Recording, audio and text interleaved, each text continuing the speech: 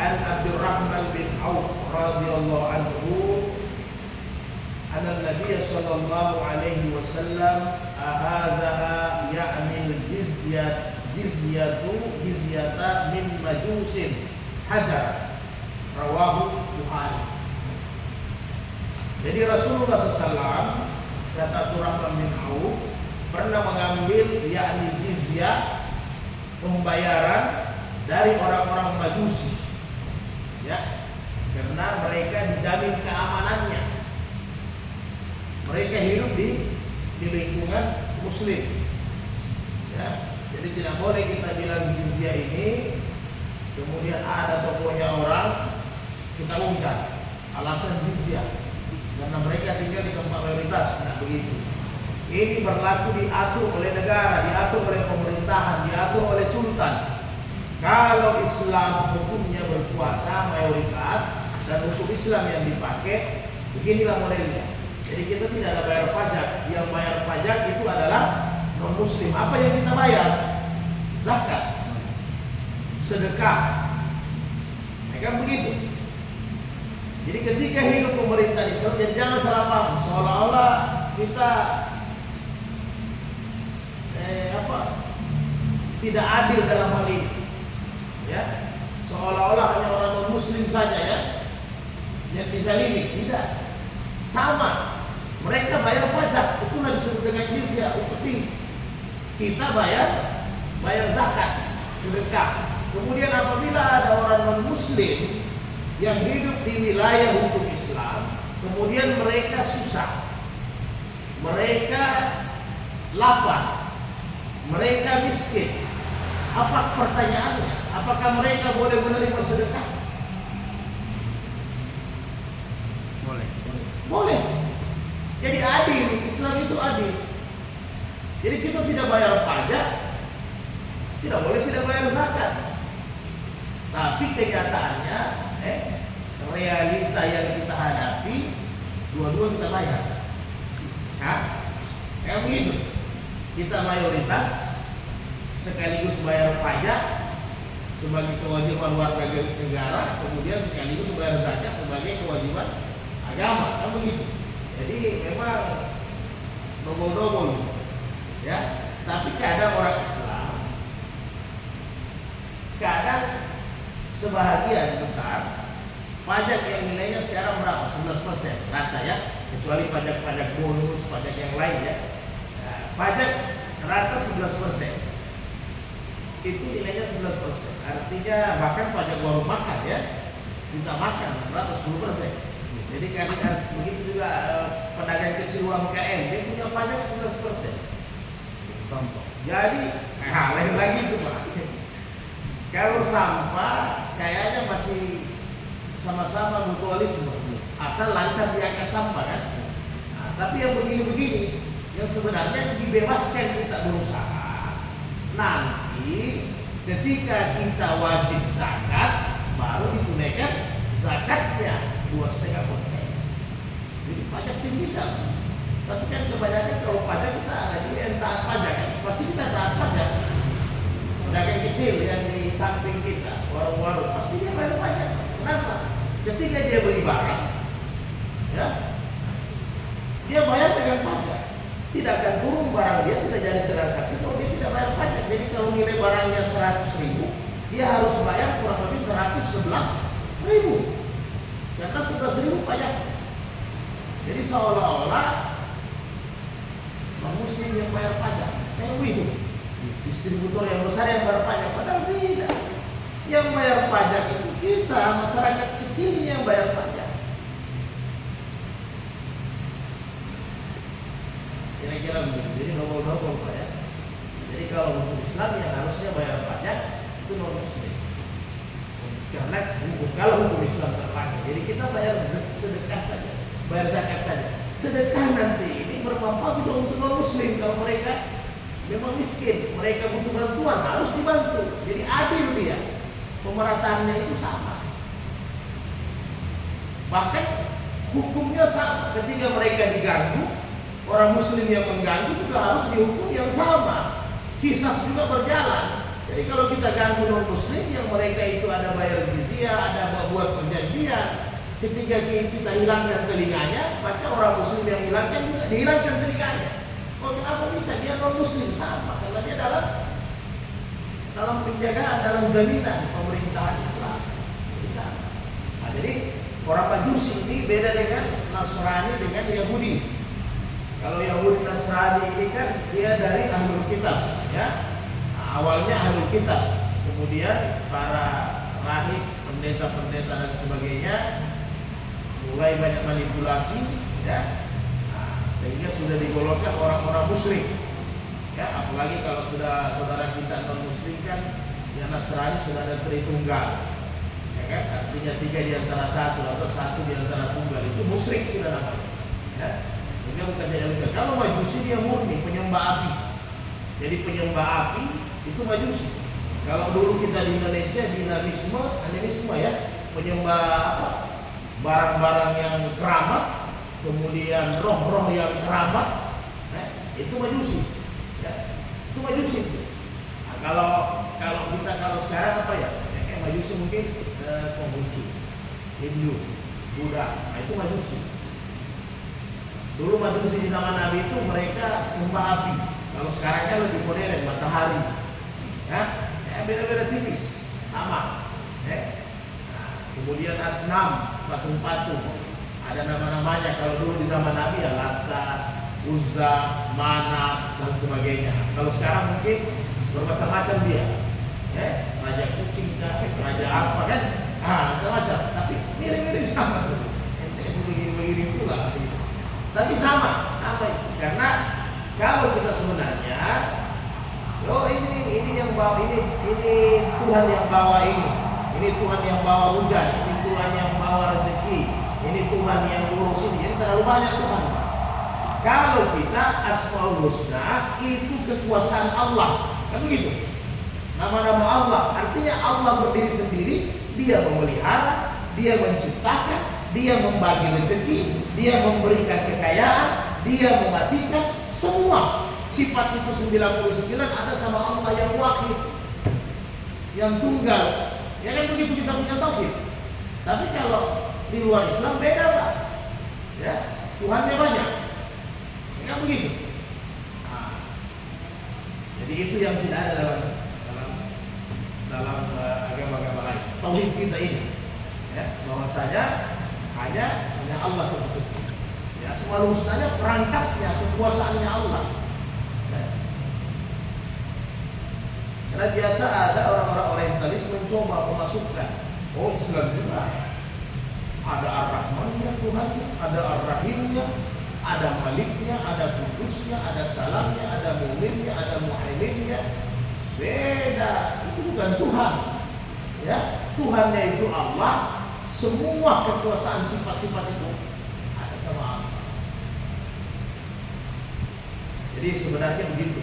Jizyah itu begitu. Jadi kalau kita modernkan, jizyah itu upeti itu pajak, ya, itu modernnya. Tapi banyak orang Islam dia lancar bayar pajak, tapi zakatnya tidak dibersihkan. Padahal nilai zakat itu lebih kecil dibandingkan nilai pajak sebenarnya. Boleh tidak kita bayar pajak? Ya boleh, ya kan?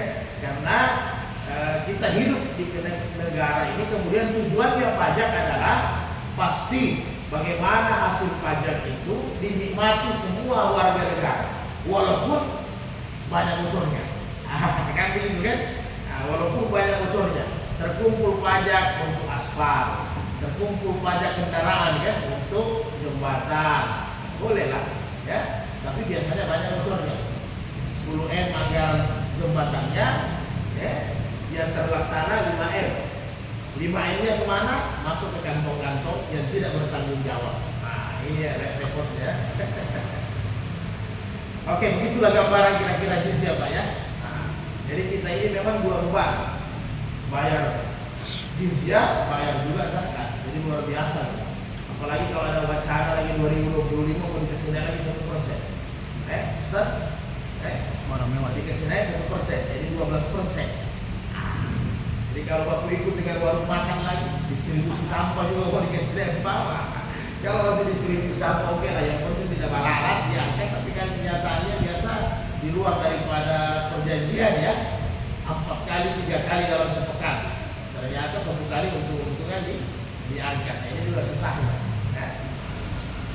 yang juga sampah kenapa tidak diangkat? Gajinya lambat, padahal sebenarnya anggarannya jelas. Oke lah, ini kita punya unek-unek saja sebagai warga negara. An Hasim bin Umar an Anas wa an Utsman bin Abi Sulaiman radhiyallahu anhum anna Nabi sallallahu alaihi wasallam ba'atha Khalid bin Walid ila Ukaidir dumatal jandal fa'azuhu fa'atu bihi fahaqqana dama'ahu wa salahahu alal jizyati, rawahu Abu Dawud. Jadi kata Anas bin Anas dan Utsman bin Abi Sulaiman bahwa Rasulullah pernah mengutus Khalid bin Walid, diutus kepada Ukaidir. Ada salah satu Ukaidir ya, nama orang non muslim, tempatnya di Dumatal Jandal, di satu kampung itu. Fa'azuhu, maka dia diambil, ditangkap ya karena bermasalah. Maka dia diambil, kemudian dibawa sama Nabi. Jadi Nabi menyelamatkannya, kemudian Nabi suruh dia bayar jizyah, bayar pajak, ya. Karena dia tinggal di lingkungan muslim, jadi disuruh dia bayar pajak. Yang sebenarnya juga nanti kita kepentingan untuk kebutuhan pajak itu untuk kebutuhan semua, baik Islam maupun non muslim sama. Begitu juga zakat, begitu juga sedekah sama. Jadi biasa kalau ada yang bandel-bandel, yang keras-keras kepala, yang bandel-bandel, biasa begitu. Waalaikumsalam, kalau saya baru tahu tadi pagi dia punya telepon, tertinggal telepon saya baru. Jadi biasanya begitu kalau ada yang bandel-bandel. Jadi wajar, kalau sekarang kan ada petugas pajak. Kalau dulu bisa mana yang tidak bayar pajak diperiksa, didatangi. Kan begitu. Sekarang kan begitu. Oh, ini mobil mewah, didatangi. Ada bayar pajak atau tidak?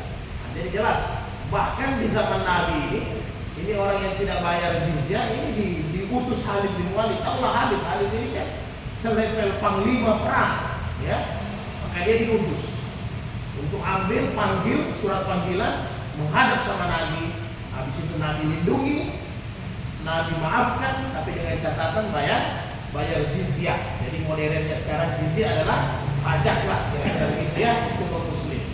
Jadi untuk non muslim.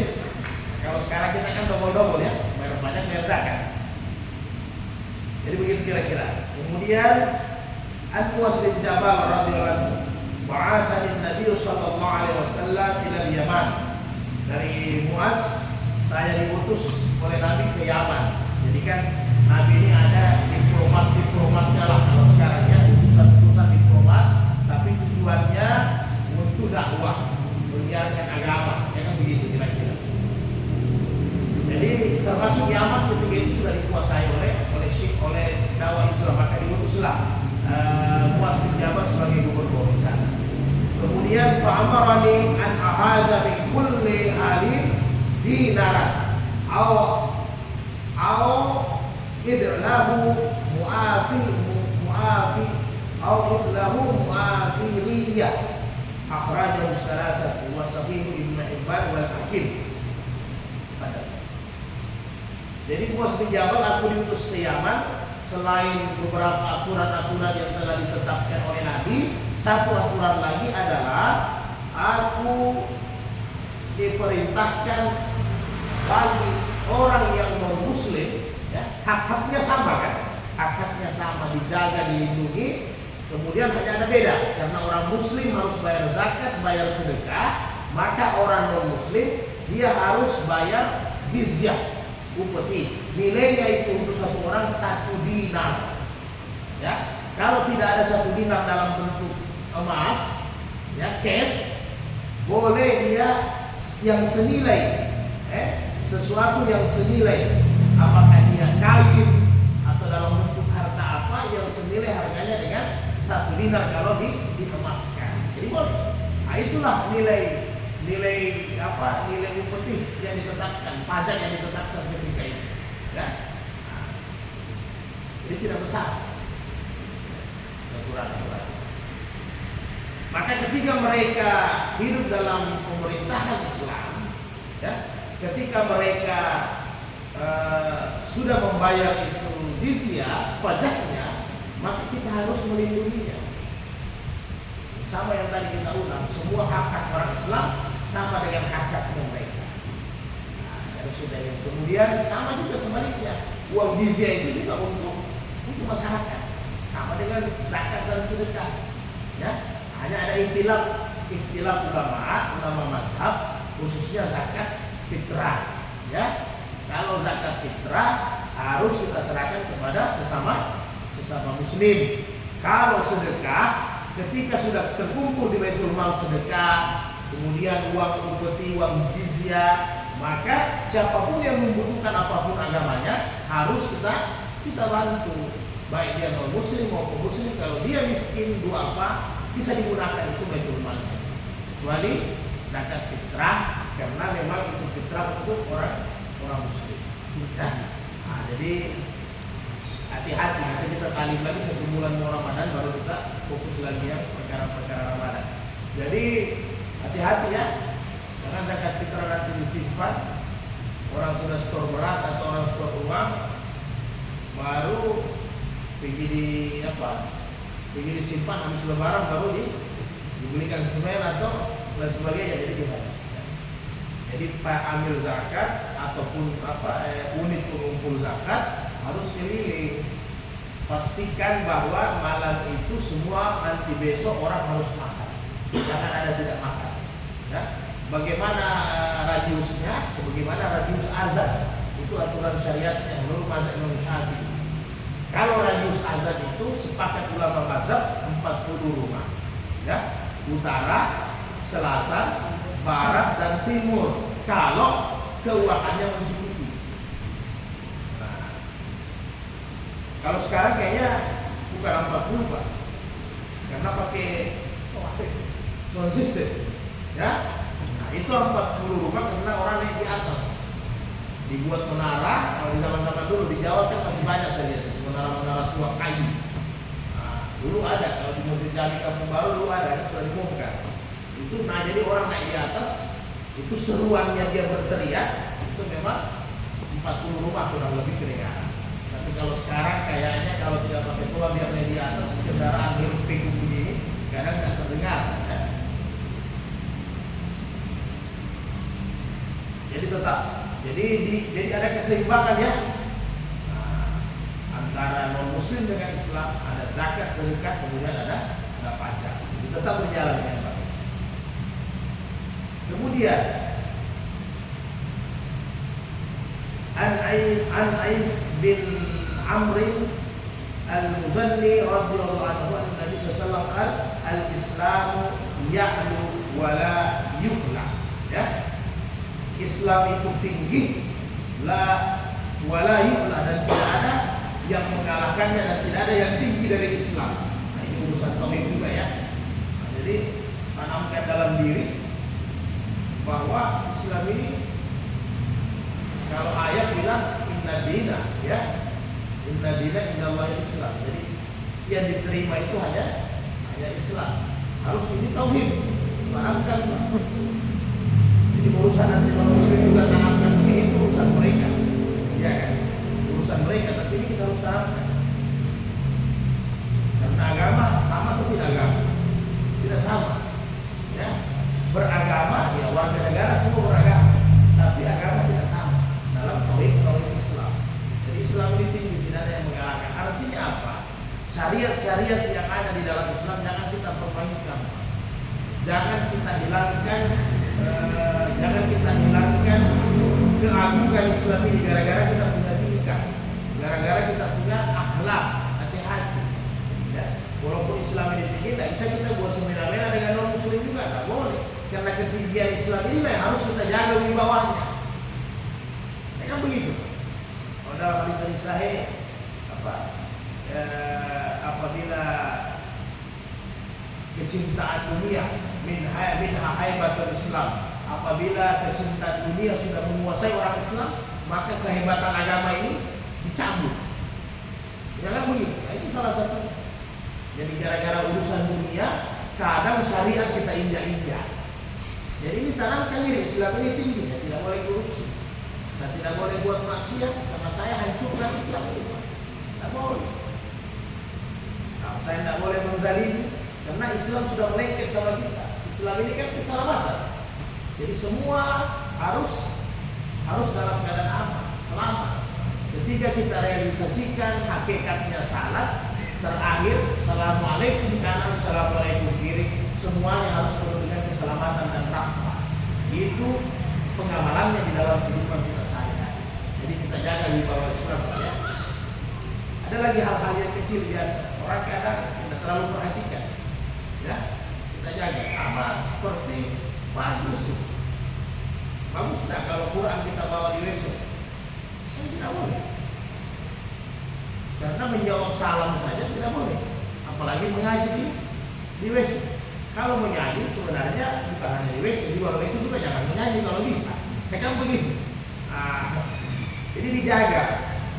Ya, maksudnya begini. Itu contoh yang lebih kadang perkara-perkara yang makruh. Ini orang-orang Islam belum mampu menjaga wibawa Islam ya. Kadang di depan rumahnya kan banyak di media sosial ya. Di depan rumahnya masjid, dia buat acara joget-joget. Nanti dia klarifikasi, maaf, macam-macam lah, ya kan? Jadi seolah-olah nanti, oh iya ini bukan pengurus masjid, ini memang bukan. Tapi Anda tidak jaga, Anda punya wibawa Islam. Kan begitu. Sementara jam 12 orang azan, nanti ada pesta di samping masjid rumah, elektronnya luar biasa. Tidak ada kecintaan, tidak menjaga ini agama dengan baik. Malah bisa-bisa non muslim lebih dia jaga. Stop, ada orang azan bisa. Ini karena kita tidak jaga wibawa kita punya agama sendiri. Padahal sudah ditekankan Islam ini dia tinggi, harus jaga. Banyak yang begitu kan, tak sadar juga. Atau juga kadang ya memang makruh sih.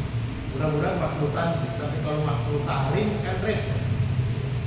Pakai serba besar dengan berubah situ tinggal jalan kita berasap, tak terlalu bukalah serba. Karena ini kan imamah, dijaga ini. Imamah itu Nabi pakai itu kalau jadi imam atau pergi perang. Ya begitu, ada wibawanya. Jadi dijaga. Banyak hal-hal yang lain yang harus kita jaga. Kadang kita punya rumah ibadah sendiri, oh ini kan ada teras masjid, merokok di teras masjid. Ya hukumnya makruh ya silahkan. Tapi makruh itu kan paling bagus ditinggalkan. Kalau Anda belum bisa tinggalkan, jaga wibawa agama. Ini masjid, ya kan? Bukan dohannya, punturnya dengan baunya, asapnya, tambah lagi apa ini? Air. Dia punya abu, ya. Apa hadis saya? Jadi jangan sampai kita salah paham ya. Saya tidak bahas masalah hukum dohannya. Tidak. Nabi bilang orang yang meludah saja di masjid, membuat kotoran, dia berdosa sampai dia bersihkan kotorannya. Coba Pak.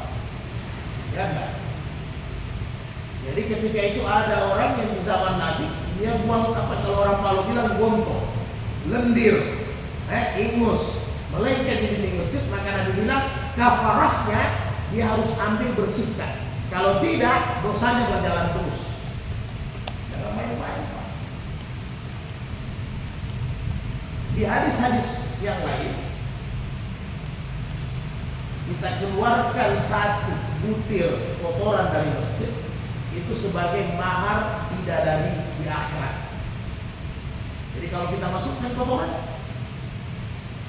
jadi kalau kita yang aktif di masjid sering-sering, minimal satu hari satu masjid. Kalau rahimnya aman ya. Iya Pak. Sehingga kata ulama begini. Ini perkataan ulama ya, dikiaskan. Jadi jangan sampai salah, dikiaskan bahwa satu kotoran yang kita keluarkan dari masjid itu sudah cukup Mas sebagai mahar bidadari nanti di hari kemudian. Bagaimana kalau kita sapu butiran-butiran pasir itu begitu banyak? Berapa kita dapat bidadari di hari kemudian? Tapi jangan kita sengaja ambil pasir baru kita sapu aja. Jadi dikiaskan oleh para ulama, bagaimana kalau kita masukkan kotoran di masjid? Maka kata ulama seolah-olah kita masukkan bangkai, nanti di hari kemudian kita pikul itu bangkai kita bersihkan. Jadi sering-seringlah kalau 5 waktu ke masjid, ya ambillah 1 waktu saja, jangan 5 waktu. Ya kalau pengurus ya aman, karena kita tidak tahu ada pasir yang kita bawa di masjid, mana kita tahu ada rambut yang jatuh, ya kan? Karena orang bertakwa itu tawadu karena wara, jadi berhati-hati. Kita berhati-hati kan, Pak Suparman. Jadi banyak mahal pas. Karena laki-laki nanti kan di akhirat sudah tidak disiksa. Kan begitu media sosial bilang ya, Pak Guru. Nah, karena laki-laki itu sudah disiksa sama istrinya kemana di dunia. Jadi nanti wajar tidak dari kita dapat. Nah, jadi semua wajar lah. Orang mau melapor sama Umar, istri saya cerewet begini-begini, baru mau ketuk pintu Umar, rumahnya Umar lagi diomeli sama istrinya, balik pulang, nggak jadi. Alimpa saja begini, apalagi saya kan begitu. Mas, jadi buat peluang perempuan untuk setiap hari dia ngomel, kasih dia punya ruang. Jadi kalau satu hari dia tidak ada ngomel, tanya sama dia, Bu, kayaknya seharian ini belum ada ngomel, tolong dilaksanakan kewajibannya. Jadi perempuan itu makhluk yang sudah begitu tapi indah, ya kan? Nah, kira-kira begitu gambarannya. Kita jaga marwah Islam sama-sama. Ya? Nah, kan saya curi ayam pas dia KTP Islam. Jadi silaturahmi ke lembaga kita di Maesa, di Irisan 3, lihat KTP-nya 95% Islam. Ya begitu. Ya iya, karena kita mayoritas itulah. Karena kita tidak jaga kita punya marwah agama. Ya. Semua profesi begitu juga lah. Korupsi apa, siapa-siapa yang jadi polisi nanti ya sopan. Ya, jangan terlalu banyak makanya sembarangan ya. Advokat, jaksa, pengacara, semua lah, pedagang juga. Ya. Kalau dia sudah kurang timbangan, dia bermain, manipulasi, kan dia tidak jaga agama. Kemudian an Abi Hurairah radhiyallahu anhu anna Rasulullah sallallahu alaihi wasallam la tabda'ul yahuda wan nasara bis salam. Jangan kalian mendahului memberi salam. Janganlah kalian mendahului memberi salam kepada saudaramu yang non-muslim, baik Yahudi, Nasrani ataupun Majusi. Ya, jangan kita duluan beri salam, tapi senyum harus orang Islam. Ya, senyum kita harus duluan. Subhanallah. Tapi jangan beri salam. Nah, sebentar kita bahas makna salam. Sudah pernah Pak salam sudah pernah. Wa idza laqitum ahaduhum fit tariqi fadataruhu ila adyaqihi. Apabila kamu berpapasan, ya, maka sudutkanlah mereka. Tapi jangan lihat tekstual ini, nanti ada penjelasan Pak. Nanti ada yang sudutkan dia terjemahkan. Nah, jadi apabila saudaramu non muslim bertemu, jangan mendahului memberi salam, tapi kita dahului senyum. Jangan beri salam, tapi jangan nanti ini ada juga kadang sesama Islam, bukan non muslim, sesama Islam pahit sekali bersenyum, susah sekali ketawa, iya kan? Padahal biasanya, masya Allah saudaraku, assalamualaikum, kayak mahalu. Jadi tetap, assalamualaikum, warahmatullahi wabarakatuh. Jadi coba dengan saudaraku biasa, ini senyum biasa. Ini yang dibahas Nabi non muslim, tapi karena kita yang tidak non muslim. Umpamanya saya ketemu Pak Guru, saya tahu Pak Guru ini ahli maksiat itu. Saya tidak bilang kalau ahli bidah, kalau ahli bidah itu masih ikhtilaf, kan gitu, masih perbedaan. Tapi ahli maksiat, sekalipun dia ahli maksiat, saudara kita muslim, masya Allah saudaraku tambah bercahaya, apa kabar? Semoga Allah melindungimu. Senyumlah, jangan pahit sekali muka ini senyum. Senyum, malaikat juga senang kalau yang senyum. Ini sudah miskin, tidak mau senyum, malas beri salam, ya kan begitu. Lapar lagi, tidak ada harapan kalau begini. Luar biasa, senyum, dibiasakan senyum. Jadi Nabi bilang kalau ketemu non muslim, jangan mulai memberi salam, tapi jangan tidak senyum Pak. Nah, boleh kita tetap ada nilai dakwah. Ketemu saudara kita non muslim, Masya Allah, apa kabar? Wahai friend, apa kabar? John, apa kabar? Sampai dengan salam. Tapi jangan beri salam. Kenapa? Salam itu bahaya kalau kita beri salam. Assalamualaikum berarti semoga kau selamat. Dia tidak Islam. Nah, jadi kadang karena kita punya kekakuan, ya, kita pakai hadis tekstual, terlalu kaku kita, nilai dakwah tidak ada, orang nanti prasangka buruk sama Islam. Gara-gara tekstur muka kita tidak bagus. Padahal Nabi sudah sampaikan senyum itu sedekah. Ya kan? Bahkan para ulama merangkum hadis Nabi, kalau orang yang bakhil, ya, kalau hadis sahih kan, siapa yang bakhil sekikir, memang sekikir, puluhnya luar biasa. Maka Nabi bilang banyak berzikir saja. Inilah agama, kasih solusi. Karena agama memang kalau sifatnya sudah sekikir, daripada tidak berzikir, berzikir jo. Ya, jangan dia sudah sekikir, biar zikir tidak bisa sama Tuhan. Jadi sekikir double-double. Nah, demikian juga para ulama. Kau juga sudah malas memberi, ya kan begitu? Malas memberi sedikit, ya minimal senyumlah. Bukan tidak ada duit mas, memang sedikit. Apalagi kalau tidak ada duit, maka apa kata Nabi? Ambil rumput duri yang menghalangi di jalan, itu solusi sedekah Nabi bilang. Kalau tidak, senyumlah, karena senyum itu adalah sedekah. Jadi kalau sudah tidak senyum, non muslim caranya kita beretika ada. Subhanallah, oh subhanallah tidak apa-apa. Subhanallah saudaraku Franky, apa kabar? Jadi kita tetap, jangan gara-gara dia non muslim kita sudah serat, kafir, neraka. Saya lupa. Ada jangan kita doain dengan assalamualaikum, karena assalamualaikum itu sudah melanggar tauhid nanti. Nah, tidak. Nah, begitu juga. Jadi kalau seandainya dia bilang, Pak Guru saya non muslim, Pak Guru assalamualaikum, bagaimana tata caranya? Lalu sudah kita bahas, tidak perlu kita ulang. Assalamualaikum. Jadi kan kita bilang waalaikumsalam, jangan waalaikum. Nah, jadi tidak ada ujungnya. Kamu juga, kamu apa ini? Ya kan? Waalaikum, waalaika atau waalaikum. Ketika pernah non muslim beri salam assalamualaikum, ada Aisyah istri Nabi samping, dijawab sama Aisyah, waalaikumsalam warahmatullahi alaihi. Akhirnya Nabi bilang, coba Nabi istrinya, waalaikumsalam, kau juga silakan dan dilaknat oleh Allah. Nabi sampaikan, jangan begitu bertutur kata. Nabi bilang jangan begitu bertutur kata. Jadi bagaimana? Nabi bilang sampaikan saja waalaikum. Kamu juga. Luar biasa adab yang disampaikan sama Nabi. Waalaikum cukup. Jadi tidak usah kita tambah lagi laknat Allah atas Anda, kesialan atas Anda. Tidak usah waalaikum cukup. Oke? Jadi kira-kira begitu. Jadi jangan dia sudah non muslim, kemudian kita sudah muka juga sudah tidak senyum, kaku, muka kita seram, tidak ada nilai dakwah, ya. Nah, jadi kira-kira begitu. Nah, kemudian menurut para ulama, semua kita Islam di bidang apapun harus bisa bersaing dengan kalangan saudara-saudara kita non muslim. Itu artinya Nabi bilang pinggirkan mereka. Kita harus bisa terdepan. Ya walaupun kenyataannya realitanya hari ini ya hampir kita dijajah ya. Semua bidang. Kira-kira begitu. Bahkan kita punya agama sendiri, banyak saudara-saudara kita tidak mau menuntut ilmu karena orientalis yang non muslim lebih hebat, lebih pintar mereka. Jadi padahal semua bidang kita harus menonjol. Semua bidang kita harus menonjol. Tidak bisa. Oh ini tidak bisa. Kita harus, orang Islam harus menonjol.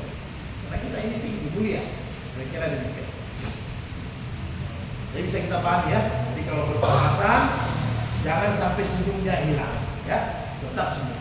Ini perintah Nabi dengan saudara non muslim. Walaupun kenyataannya hari ini kadang muslim dengan muslim kita tidak senyum, pahit muka, apalagi beri salam. Jadi tidak ada ya. Belum lagi keutamaan-keutamaan lain. Dalam hadis-hadis sahih, seorang muslim bertemu, tentunya laki-laki dengan laki-laki yang harus kita bahas, maka sebelum mereka berpisah, maka Allah hapuskan dosa-dosa mereka. Belum lagi tasafahu yazhabil gillu an qulubikum. Senantiasa kalian berjabat tangan supaya hilang rasa husuman dalam hati-hati kalian, hilang rasa dendam, tertanam cinta dan kasih sayang, mahabbah, ya. Dibiasakan. Nah, jadi lalu dalam bab itu kita sudah bahas, ya. Jadi bisa salam, kemudian bisa dengan jabat tangan, kemudian bisa dengan berpelukan, tapi ada syaratnya menurut mazhab Imam Malik, Imam Abu Hanifah. Itu sebenarnya kalau bertemu dalam waktu yang lama. Jadi kalau tiap jemaah masjid kemana jangan berpelukan teruslah 5 waktu. Ini sudah cukup salam atau jabat tangan. Nah, itu melepas kerinduan, ya. Sekali-kali yang musafir baru datang. Lalu sudah kita bahas. Kemudian tuan-tuan sekalian,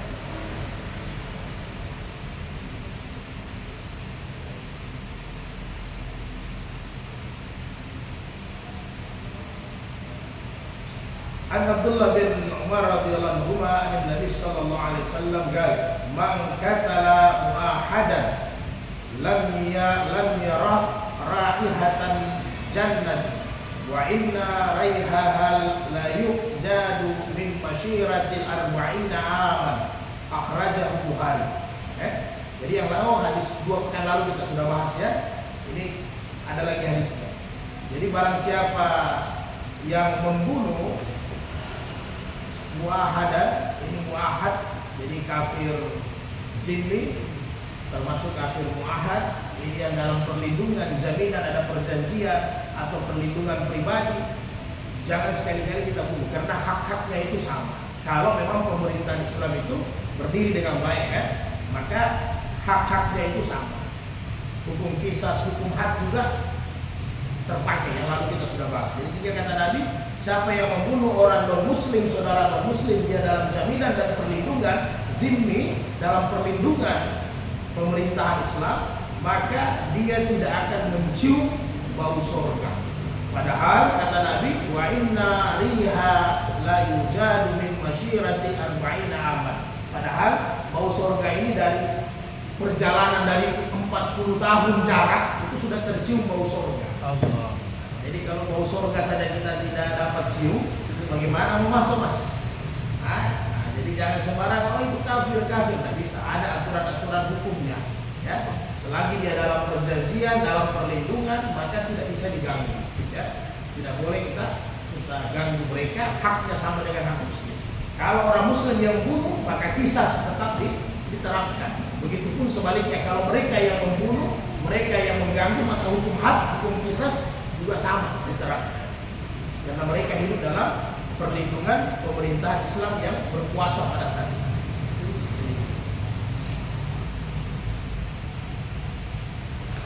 Ada masalah? Satu bab lagi, di bab jihad kita selesaikan. Ada kalau itu tertinggal satu masih banyak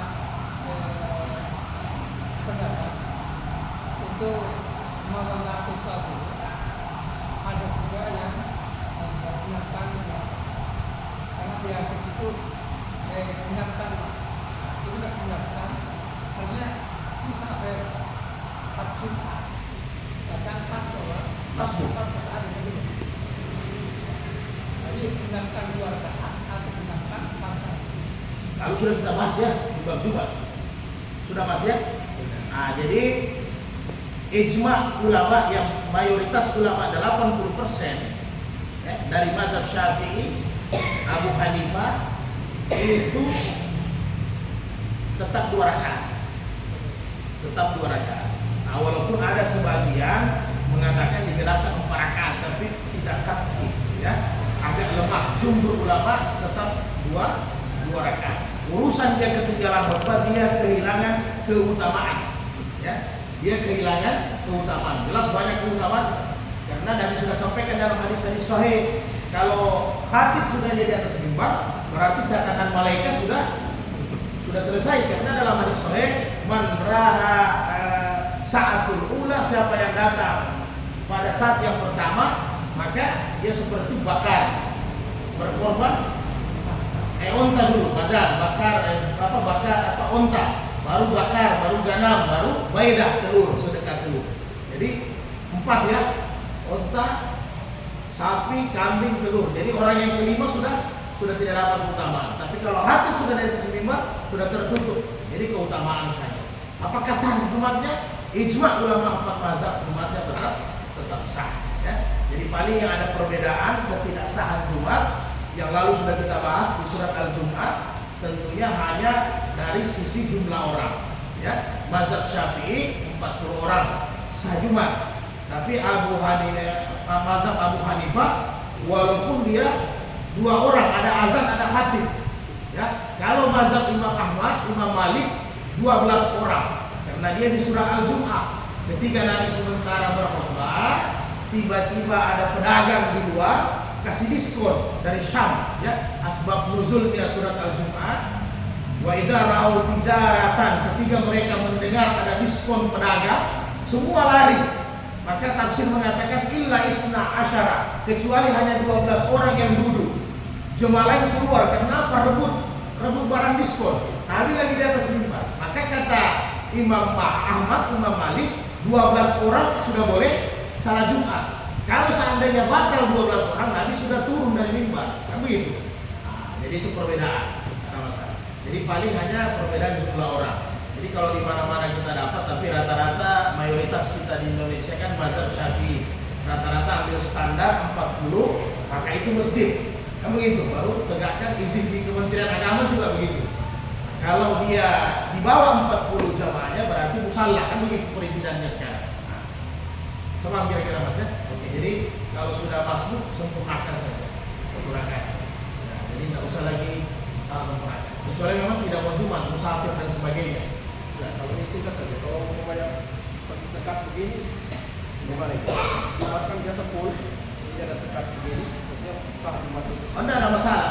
Jadi menurut mazhab Imam Abu Hanifah, Imam Syafi'i, kalau sudah full, yang penting sudah full, jangan masih ada longgar dalam.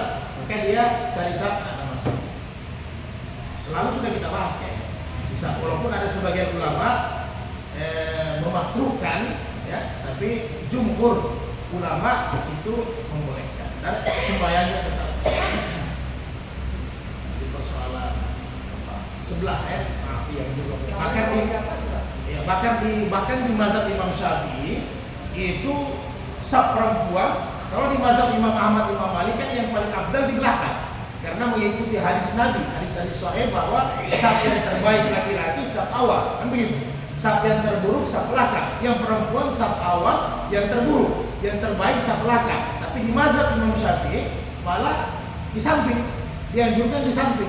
Nanti kan pakai hijab. Jadi jangan heran kalau kita ke Jawa beberapa tempat, apalagi masjid-masjid saudara-saudara kita Nahdliyin, NU lah ya, itu rata-rata di samping. Dan memang di mazhab Syafi'i ada di samping untuk wanita. Jadi tidak terganggu laki-laki di satu ruangan. Nah, itu masing-masing pembahasan masailnya ya, pembahasan masail ulama-ulama. Jadi tidak ada masalah, sah. Kalau pasang emas di tahun itu kebanyakan justru perempuan di atas. Iya. Nah, ini masalah itu pengurus di bawah. Betul. Emasnya. Yang sebenarnya yang gampang-gampang untuk ibu-ibu ini dibalik. Saya gitu juga, Pak Guru. Kalau musafir atau kemana, kan rata-rata 2 tingkat sekarang ya. Kita ke selatan, ke Gorontalo atau kemana saja lah. Jadi biasa kalau saya jalan dengan ibu ya terpaksa saya bawa salat di bawah. Apalagi kalau kita sudah yang setengah-setengah abad ke atas ini. Yang anehnya laki-laki kan ditaruh di bawah, nggak nyaman. Perempuan susah naik Pak, disiksa ke atas. Banyak tempat di Palu saja banyak yang begitu. Nah, jadi kalau sah tetap sah, Pak Guru, tidak ada masalah. Itu masjid. Hanya kadang pengurus masjid perlu perhatikan. Sekali-kali boleh dirubah, perempuan di bawah, laki-laki di atas. Terlalu susah kita naik kan. Nah, tapi kalau yang masih muda tidak ada masalah. Karena itu enaknya kalau memang salat di bawah memang tidak full masjid, ya dibagi saja ya. Daripada naik ke atas, tidak efisien juga. Karena masjid juga tidak full di bawah, tinggal taruh hijab. Tapi yang repotnya memang kalau biar tidak full dipakai masjid atas. Jadi itu agak repot. Ibu-ibu aja, apalagi yang asal murah itu kesian, setengah mati. Posisi kan begini. Macam pada ini Di atas sah tetap sah. Iya, sahnya tetap sah. Jadi yang tidak, bahkan secara hukum yang lalu sudah kita bahas. Ini yang bikin heboh, ada saudara-saudara kita di Jawa kan. Nah, sekarang ini sab Kalau secara hukum, ini laki-laki, ini perempuan, imam ini, sah sembahyangnya tidak? Secara hukum sah tidak? Sah. Yang membatalkan sembahyang keluar sesuatu dari dua lubang, kemudian makan, minum, dan berbicara. Itu kan yang membatalkan sembahyang. Dia tidak ada hubungannya dengan rukun, tidak mengurangi. Rukun itu ya kalau hilang sujud, hilang ruku, hilang tahiyat, hilang al-fatihah, hilang surat, minimal satu ayat tidak dibaca, itu batal sembahyang. Jadi rukun 13 terpenuhi, sah, tidak masalah. Nah, ini yang bikin heboh baru-baru. Tapi kalau ini sudah otak kotor juga. Yang baru-baru itu otak kotor. Masa perempuan ditaruh di depan. Nah, jadi baru ini sudah bercampur bau kan. Jadi bukan sembahyangnya yang tidak sah, ini aturan-aturan syariat banyak dilanggar. Nah, jadi kalau masalah sah ini, hukum itu simpel. Hukum sama kalau yang lalu kita bahas, tiba-tiba orang sembahyang tidak pakai baju, ya kan begitu. Tapi pusatnya dengan lututnya tertutup. Sah sembahyangnya atau tidak? Ya sah. Tidak menghalangi, sembahyang tetap sah. Tidak menghalangi dia. Nah, jadi hanya tidak etis, banyak melanggar aturan-aturan. Kan masa karena menghadap dengan Allah begitu modelnya kan begitu. Lain kalau memang tidak punya pakaian. Nah, kira-kira begitu. Siapa guru ya?